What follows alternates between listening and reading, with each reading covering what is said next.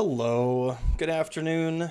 As I'm sure lots of you already know, I participated in my first GT this past weekend. What a great experience! Super pumped. Can't wait for my next one.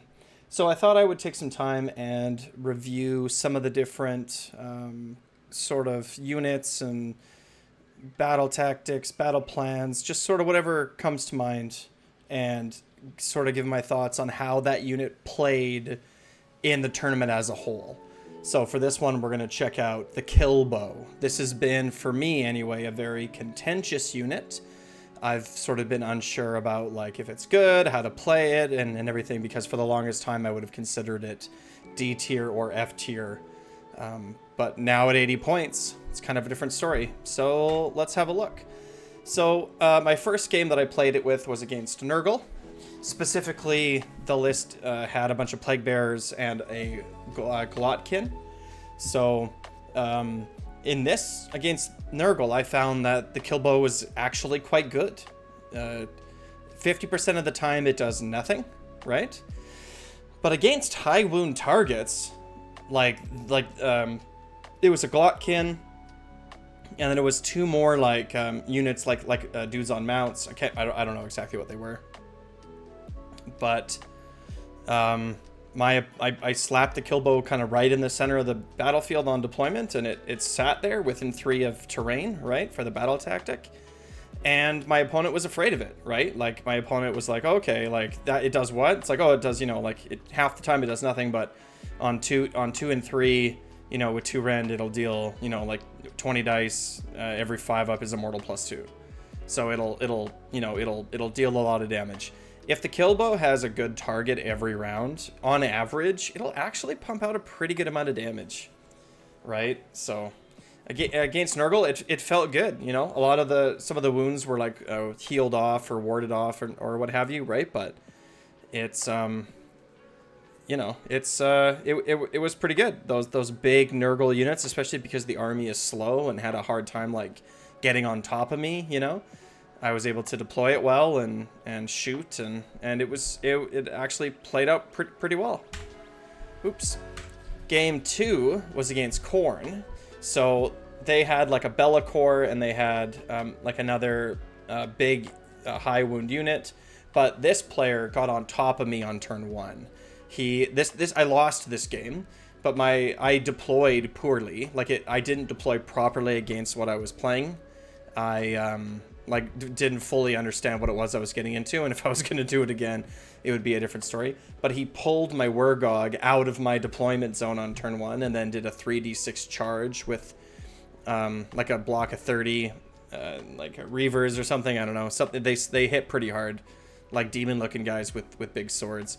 But he got right on top of me, and then piled in even further, and so the Killbow wasn't really able to do anything. But it did act as an 80-point screen. And it did take away some of the heat off the rest of my units for a little bit of time.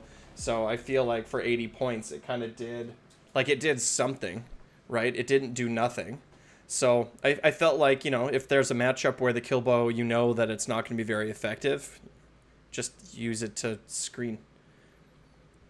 Move it up, turn it sideways, let it sit there and absorb a charge, and that'll be 80 points worth. So, not incredibly effective in this game.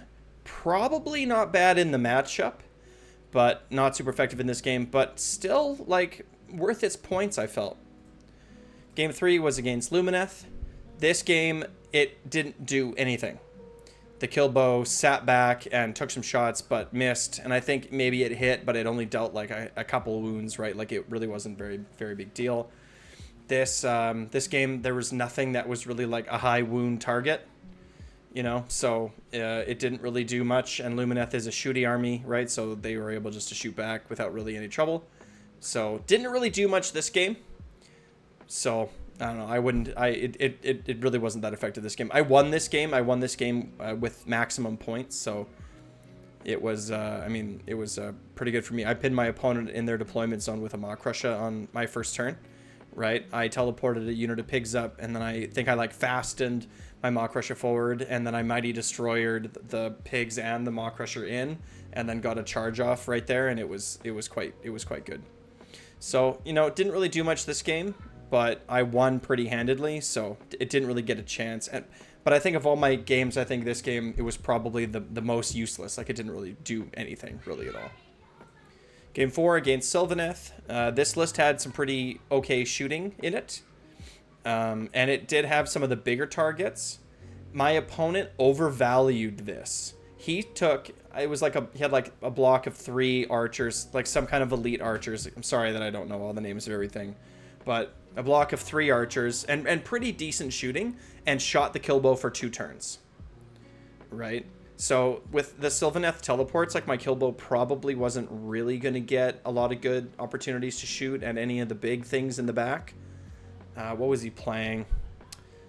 He was playing Draicha, right? I didn't get a chance to shoot at Draicha, obviously, but I did.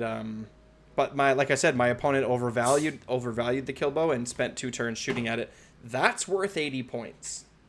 An 80-point unit that didn't do anything but absorb 2 rounds of shooting. Like, okay. Like, that's cool. Like, I think the first turn he didn't hit his dice super well, and it was only able to do 4 wounds to it. And I was like, oh, okay, sure. Right? Like, 4 wounds on the Killbow, like, that's fine. And then he had to spend another turn shooting at it to kill it. And that was awesome. Like, that's a perfectly good use of that unit, you know? So that, in this game, it also felt pretty good. And the last game against Serifont, so here I misplayed the Killbow. I put it in a dumb position because I deployed it before I fully understood what my opponent was going to be doing with their deployment. And I put it in a spot that it was tricky for me to move it around and get it, and then I kind of forgot about it. Like, I actually just straight up misplayed it.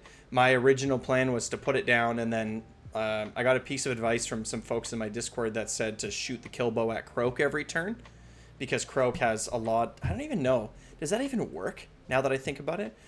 Let me just look it up real quick. The question is this: does Croak actually have a wounds characteristic? He does, right? So he has 18 wounds, and you trigger his what's it called? Dead for innumerable ages. You trigger this at the end of every phase. So 18. So on average, you're going to get like 33%. If it hits, 33% of wounds as damage, plus 2. So that's going to be about 8 wounds on Croak. And then you roll 3d6, and if you get above 20, or if you get 20 or above, it's toast. So the average roll of 3d6 is 10. So if you wanted to, you know, like on average, you're going to have to deal 10 wounds to it.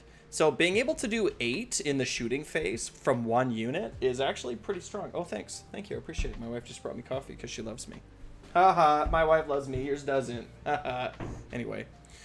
Sorry. I'm sorry. Anyway, but so I feel like in this matchup, it was actually way strong. I lost this game. But I feel like the Killbow was way better than I was able to use it. Right? It wasn't... I misplayed the Killbow. And it should have been like, you know, put it on the front line, turn 1, it's just going to auto run 6, right? It's going to move 11 inches forward, and now it's going to plant itself within range of Croak, and for the rest of the game, every shooting phase, it's going to hit him, because if I had done that on turn 1, maybe on turn 2, Croak would have been removed from the table, and if Croak gets removed from the table, like if you roll a 6 on the Killbow on Croak, and then you get like higher than average... Like, not even that much higher than average wounds, and your opponent on their 3d6 lows, not even much lower, but just slightly lower than average, Croak is off the table, right? And you're laughing, right? You're laughing. My original plan was to teleport him with Master of Magic because I knew that the Killbow was going to be good against Croak, but then it's like you just get unbound from these ridiculous casters in Serifont, right? Aslan and Croak, like getting... So pretty early on, as soon as he unbound one of my spells, and then because it's board wide unbind, right? So there's nothing I can do to stay outside of 30. But once he unbound one of my spells, and he's like, and that's 1 conjuration point for me, I thought, okay, no more spells, right? Like I'm not gonna like, it's way more important in my big wild list that he not summon a bunch more units than it is for me to get my spells off. So I sort of misplayed the unit. But he should have been a lot more powerful than I played him, if that makes sense. So just as a quick review, right? Against Nurgle, it was great. Against Khorne, it should have been decent. Even if it was only a screen, it would have been good. Against Lumineth, it was pretty useless. No good targets. But again, with no good targets, it's like, okay, right? Like, it's 80 points. There's no good targets. Okay.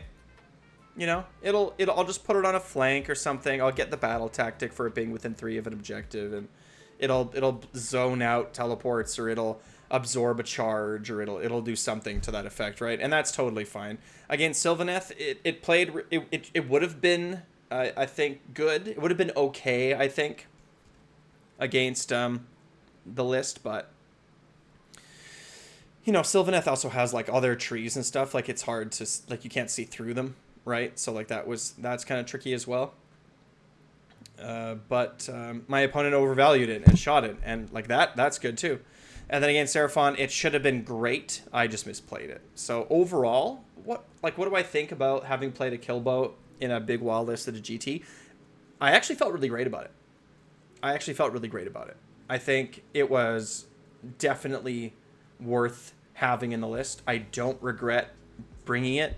I am very happy I decided to bring it, because before, without the Killbow, the only other shooting I had in the list was the Maw Crush's Roar, which isn't really shooting, right? It's like a soften up your target before you charge into it and stomp it, right? So it's just like a way to soften up a target before you get into it. So, yeah, I mean, I would recommend it. When it's good, it's great. When it's good, it's really good.